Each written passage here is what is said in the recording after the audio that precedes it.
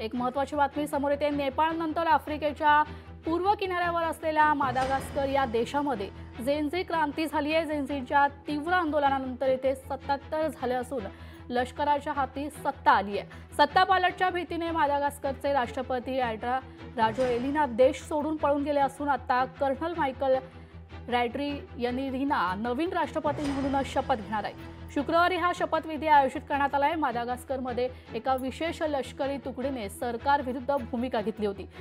या बंडामुळे तरुणाई देखील रस्त्यावर उतरली आहे। यामुळे या देशात सत्तांतर झालं असून राष्ट्रपती देश सोडून पळाले। ते अज्ञात स्थळी गेल्याची माहिती मिळते।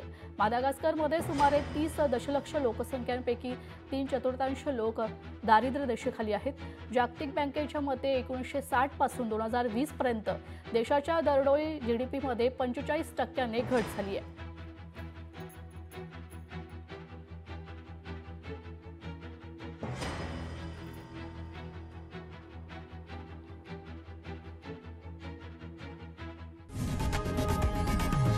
लोकशाही मराठी ऐका, पहा, जागरूक रहा।